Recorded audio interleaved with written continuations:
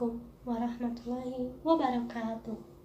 Innal hamdalillah nahmaduhu wa nasta'inuhu wa nastaghfiruh wa na'udzu billahi min syururi anfusina wa min sayyiati a'malina may yahdihillahu fala mudhillalah wa may yudhlilhu fala hadiyalah.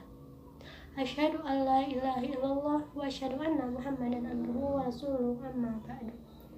Allah Ta'ala bil Qur'anil Karim, a'udzu billahi minasyaitonir rajim, yarfa'illahu alladhina amanu minkum walladhina utul ilman darajah. Al-ayat. Puji serta syukur marilah kita panjatkan kehadirat Allah Subhanahu wa Ta'ala yang mana telah memberikan kita beribu-ribu nikmat, diantaranya nikmat iman, nikmat Islam, serta nikmat kesehatan, sehingga kita dapat berkumpul di masjid yang insya Allah diridhoi oleh Allah ini. Salawat serta salam tak lupa kita curah limpahkan kepada Nabi akhirul zaman, yakni Nabi Muhammad SAW, pada keluarganya, sahabatnya, tabi'in, ibtaut tabi'in, dan semoga sampailah kepada kita selaku umatnya yang insya Allah senantiasa selalu menjalankan segala sunnah-sunnahnya. Amin ya Allah ya Rabbal Alamin. Hadirin yang dimuliakan oleh Allah, tentunya tahu apa yang saya pegang ini. Ya, ini adalah Al-Quran. Al-Quran merupakan pedoman hidup bagi seluruh umat muslim. Karena di dalam Al-Quran ini terkandung segala sumber hukum yang harus dijalankan dalam kehidupan. Allah Subhanahu wa Ta'ala menurunkan Al-Quran untuk membedakan mana yang benar dan mana yang salah. Al-Quran juga merupakan salah satu mukjizat yang diturunkan kepada Rasulullah SAW, yang merupakan perkara luar biasa yang tidak dapat ditandingi dan tidak dapat diragukan lagi. Allah Subhanahu wa Ta'ala berfirman dalam Quran surat Al-Baqarah ayat 2 yang berbunyi, A'udzubillahi minasyaitonirrajim, dzalikal kitabu la raiba fihi hudal lil muttaqin, yang artinya kitab Al-Quran ini tidak ada keraguan di dalamnya, petunjuk bagi mereka yang bertakwa. Kewajiban umat muslim terhadap Al-Quran yaitu dengan membaca, mempelajari, dan mengamalkannya. Orang yang mempelajari dan mengamalkan Al-Quran adalah orang yang paling baik di sisi Allah, sebagaimana dalam sebuah hadis dikatakan, khairukum man ta'allama al-Qur'ana wa 'allamahu. Yang paling baik di antara kalian adalah orang yang mempelajari Al-Quran dan mengamalkannya kembali. Hadirin yang dimuliakan oleh Allah, selain membaca, mempelajari, dan mengamalkan isi Al-Quran, seorang muslim juga diperintahkan untuk menghafalnya.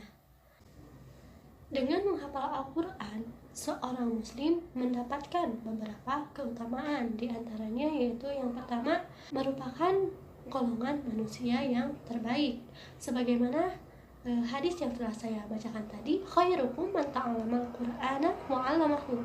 Nah, dari hadis tersebut dapat diketahui bahwa Al-Quran mengandung kebaikan bagi umat Islam. Selain itu, dalam sebuah hadis riwayat Bukhari Muslim yang artinya dari Aisyah, semoga Allah meridhoi kepadanya, Nabi SAW bersabda, orang yang pandai membaca Al-Quran, dia akan bersama para malaikat yang mulia dan baik. Sedangkan orang yang terbata-bata dalam membaca Al-Quran, maka baginya 2 pahala. Nah, dalam hadis ini dijelaskan mengenai janji Allah bagi para penghafal Al-Quran, yakni ganjaran bagi mereka yang menghafal Al-Quran yaitu akan bersama para malaikat yang mulia dan baik. Selain itu juga dalam hadis ini disebutkan bahwa orang yang terbata-bata dalam membaca Al-Quran, dia tidak akan rugi, akan tetapi dia akan mendapatkan 2 pahala. Yang kedua yaitu kedudukan penghafal Al-Quran berada di akhir ayat yang dia baca. Dan dalam sebuah hadis riwayat Ahmad, Rasulullah SAW bersabda, yang artinya dikatakan kepada pemilik atau penghafal Al-Quran akan diperintahkan, bacalah dan bangkitlah, bacalah sebagaimana kamu membaca di dunia, maka sesungguhnya kedudukanmu berada pada akhir ayat yang kamu baca.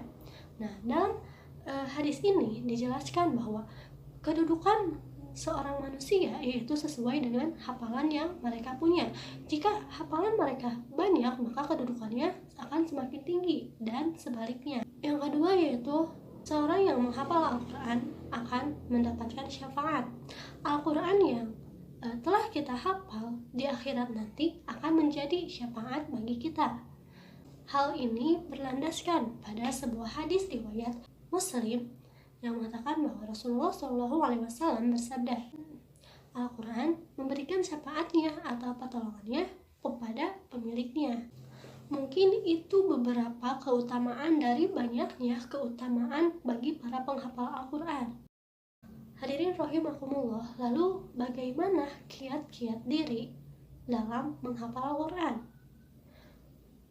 Sebenarnya tidak ada metode khusus untuk konsisten dalam menghafal Al-Quran.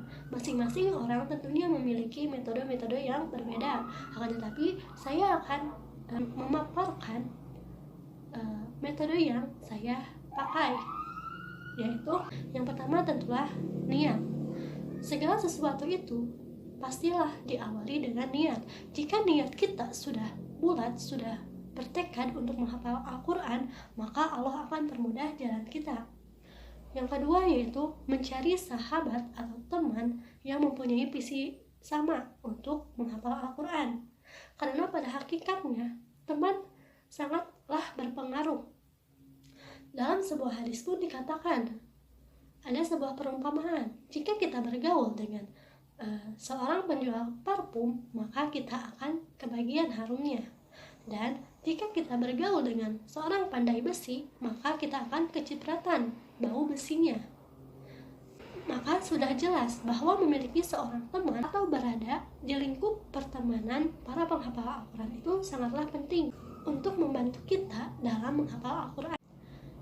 Yang selanjutnya yaitu ikhtiar. Ketika niat telah kita ucapkan, maka selanjutnya yaitu kita haruslah berikhtiar, haruslah berusaha dengan sungguh-sungguh untuk menghafal Al-Quran. Lalu selanjutnya yaitu perlulah kita membuat target hafalan.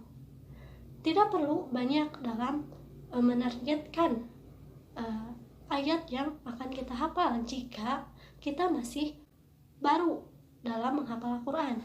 Cukup misalnya satu hari cukup 5 ayat, asal dilakukan dengan konsisten. Karena lama-kelamaan jika sudah terbiasa, pastilah ada keinginan dalam diri untuk terus menambah hafalan tersebut. Misalnya menjadi satu hari 1 halaman, atau satu hari 2 halaman, dan seterusnya.